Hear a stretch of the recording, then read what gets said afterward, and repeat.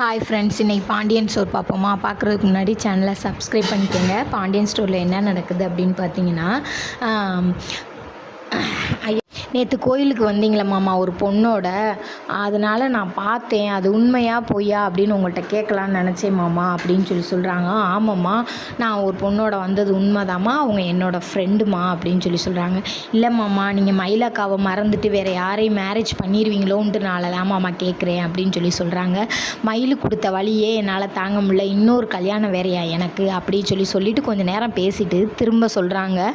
மயில் கொடுத்த வழிக்கு இந்த வழி ஒன்று பெரிய விஷயம் இல்லை, நான் வேறவங்கள கல்யாணம் முடித்தாலும் அதில் என்ன தப்பு இருக்கா அப்படி சொல்லிடுறாங்க. மீனாக்கு அப்படியே மனசு கஷ்டமாக போயிடுது, என்னடா செய்ய அப்படின்னு யோசிக்கிறாங்க. கடைசியில் பார்த்திங்கன்னா அரசிக்கு திரும்ப அவரோடைய கல்யாணம் முடியுமா முடியாதா, அதுதான் ட்விஸ்ட்டு. அதுதான் நானும் நினைக்கிறேன், அவரோட தான் கல்யாணம் முடியும்னு நினைக்கிறேன். இந்த கல்யாணத்தை கெடுத்து விட்டதும் அவங்க ஆட்சி தான். ஏன்னா அரசி மேலே அவன் திரும்பியும் லவ் பண்ணுறான். அரசி அவங்க காலில் விழுந்ததை இன்னும் அவங்க யோசித்து பார்க்குறாங்க. கடைசியில் பார்த்திங்கன்னா அரசி கூட தான் இவனுக்கு கல்யாணம் முடியும்னு நான் நினைக்கிறேன். அது உண்மையாக இருந்தால் நீங்கள் கமெண்ட் பண்ணி ஆமான்னு சொல்லுங்கள். பாய். கோமதி வீட்டில் இருக்க எல்லாத்துக்கும் டீயை போட்டு மிளகு போட்டு மஞ்சப்பொடி போட்டு தரவா அப்படின்னு கேட்குறாங்க.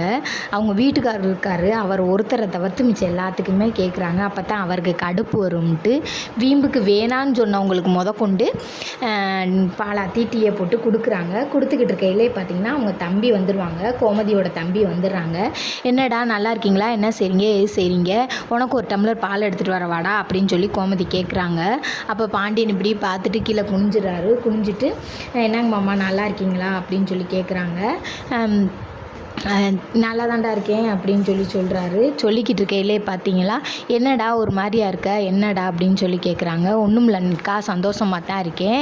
அரசியை கட்டி ஏமாத்தினால அவனுக்கு கல்யாணம் முடிய போகுது, நாளைக்கு பர்சம் போடுறாங்க, அதனால எல்லோரும் கிளம்பி போகணும்க்கா அப்படின்னு சொல்கிறாங்க. அப்படியாடா, என் மகளை ஒன்றும் முன்னமாக்கிட்டு என் மக வாழ்க்கையை கெடுத்துட்டு இப்போ அவனுக்கு கல்யாணம் ஒன்று தான் கேடா அப்படின்னு சத்தம் போடுறாங்க. அப்போ பார்த்தீங்கன்னா அரசி மூஞ்சி ஒரு மாதிரி டல்லாக ஆயிடுது, எந்திரிச்சு போயிடுது. அதை அவங்க மாமா நோட் பண்ணிக்கிட்டே இருக்காரு. இந்த மாதிரியெல்லாம் நடக்குது. அப்புறம் திரும்ப சாப்பிட்டுக்கிட்டு இருக்காங்க அரசி. அப்புறம் திரும்ப அவங்க மாமா போய் கேட்குறாங்க, அரசிம்மா நான் ஒன்று கேட்கவா அப்படின்னு கேட்குறாரு. சொல்லுங்க மாமா அப்படின்னு. இல்லை, அவனுக்கு கல்யாணம்னு சொன்னோடனே அவன் மூஞ்சி மூணு போச்சு, அவன் கல்யாணம் நின்றுச்சுன்னு சொன்னோடனே கொஞ்சம் சந்தோஷமாக இருக்க மாதிரி இருக்கேம்மா அரசிம்மா அப்படின்னு. மாமா சத்தியமாக நீங்கள் யார் கல்யாணம் பண்ணி வச்சாலும் எனக்கு கல்யாணம் வைக்கல எனக்கு தேவையில்லை மாமா. ஆனால் நான் என்ன நினச்சேன்னா, படிச்சுக்கிட்டு இருக்க புக்கை பற்றி நினச்சிக்கிட்டு இருந்தேன் மாமா, நீங்கள் பேசுனது என் காதிலே வாங்கலை மாமா அப்படி முடிச்சிடுறாங்க. முடித்தோடனையும் பார்த்தீங்கன்னா அங்கிட்டு சரவணன் வண்டியை தொடச்சிக்கிட்டு இருக்கையில் மீனா மாமா நான் உங்கள்கிட்ட ஒன்று கேட்கலாமா அப்படின்னு கேட்குறாங்க. கேளுமா அப்படின்னு சொல்கிறாங்க. இல்லை, நீங்கள் கோயிலுக்கு நேற்று போனீங்கல்ல, அதான் வந்தீங்களே